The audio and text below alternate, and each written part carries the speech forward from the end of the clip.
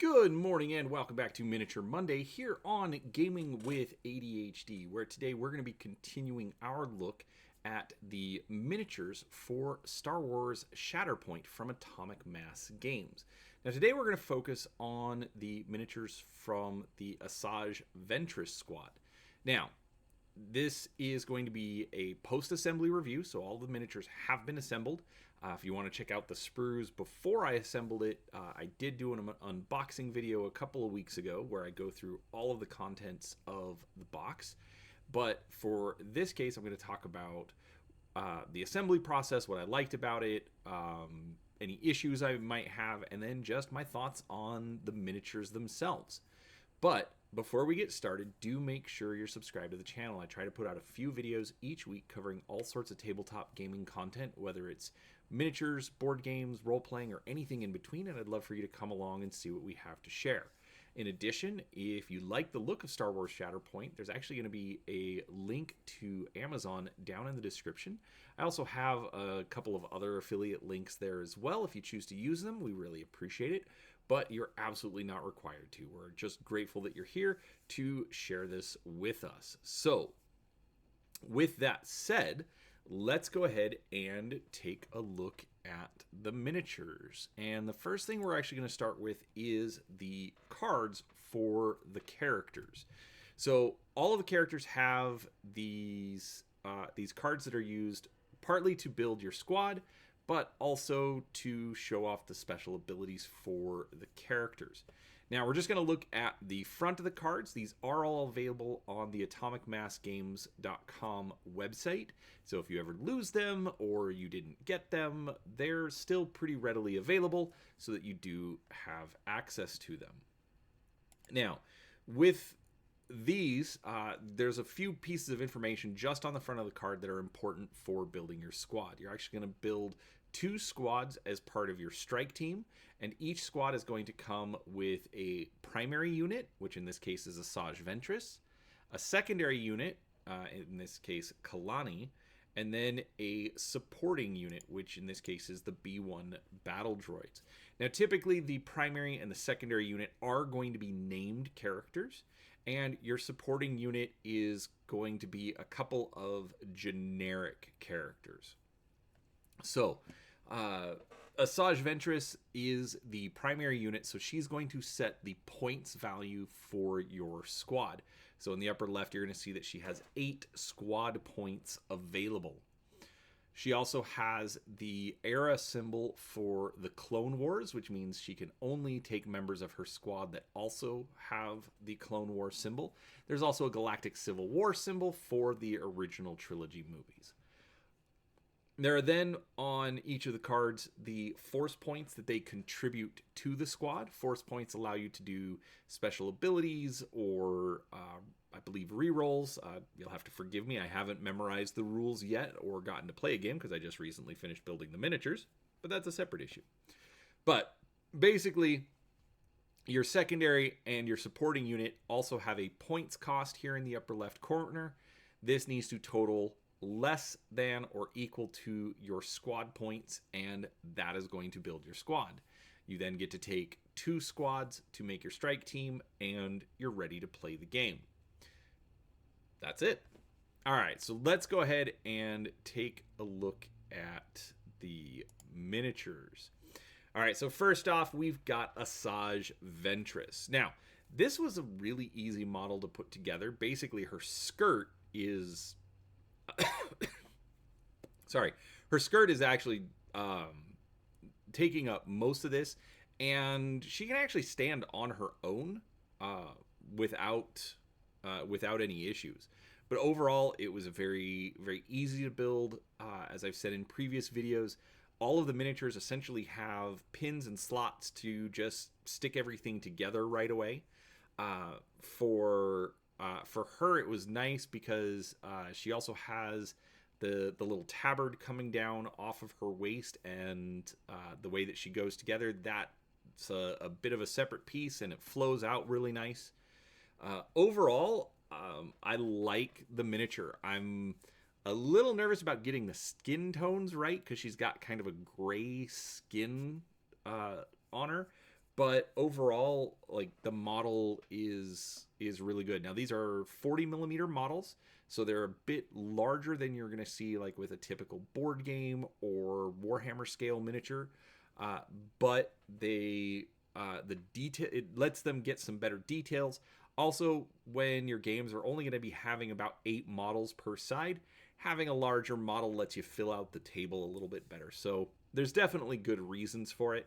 I like the twin lightsabers that she's got, and the posing is very dynamic, a little defensive, but still a nice pose for the fact that she's got the 2 lightsabers going on. But yeah, otherwise easy to build model, and I like the look of it. All right, next up we've got Kalani, the super tactical droid. The nice thing here is they actually give you a couple of different sets of arms to build off of.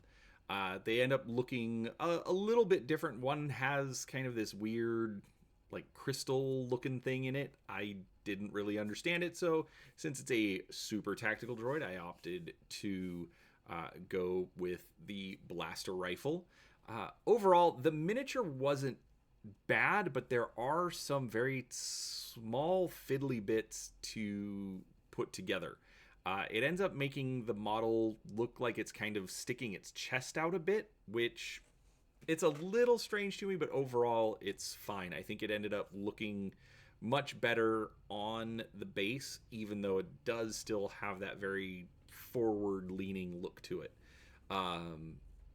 I don't know. It just seems like it's off balance, and I kind of worry that it, like, without the model cement fusing the pieces together, I'm not sure it would stick right. But overall, it's not bad. It's a droid, so I think it'll be nice and easy to paint up. But it's also got some nice, fun details on it as well. So that is Kalani, the super tactical droid. And next up, we've got the B1 battle droids. Now, you do get 2 bases of these, but because they are on a much larger base, I think it's about a 50 millimeter base, I'm only going to show one of them, especially because they're actually identical. You get 2 kneeling droids and 2 of each standing droid, so essentially the base ends up looking the same. These were difficult to put together. There's a small piece that has to attach to the back of the head.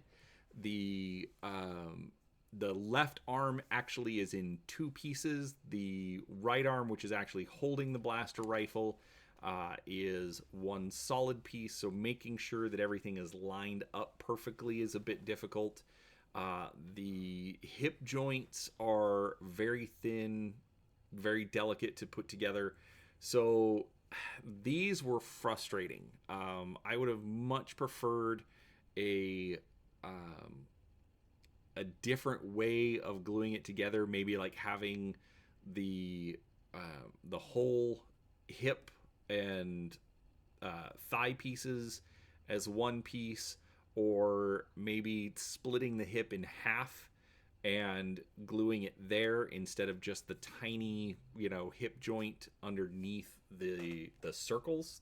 I don't know what else to call them, but the circles on the outside of the hip joint. They were a bit difficult to put together, and I kind of just had to lay them there and hope for the best.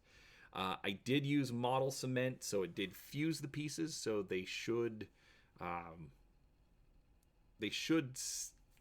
be fine for holding together, but even then I'm still a bit nervous, so do keep that in mind. These will take a bit extra work, and if you're a bit more patient than I am, shouldn't be a problem. If you've got ADHD or you're just trying to get it done because these are the last miniatures out of the box, just be aware of it. So overall, not bad. They are great representations for what they are, for the battle droids. Lots of good little bits of detail. I'm definitely not complaining about the look, but they were absolutely a bit frustrating to put together, so do keep that in mind. All right, so this is the last squad from the box set. Overall, I had very few issues. I like the way that they're designed. For most of the named characters, the pins and slots work very, very well together. The droids, not as much, but it could have been a lot worse. But overall, they're good models. For some reason, I really like the choice of Clone Wars era for this particular box set. It's obviously there's people that are much more fans of the original trilogy, but I think Clone Wars is a nice happy medium. Even though they have added different eras and other models, for me, I'm more interested in the Clone Wars stuff just because it gets you more Jedi, it gets you more dynamic and interesting things that they can do with the game. So now I just need to get it to the table and try it out. So with that said, what did you think? Have you played Shatterpoint? Have you assembled these models? Let me know down in the comments. Did you run into the same problems that I did? Or did you have some different ones that I, luckily didn't run into? Let me know. I'd love to hear from you. If you enjoyed the video, though, please do give it a thumbs up on your way out. But thanks for watching, and we'll talk to you next time.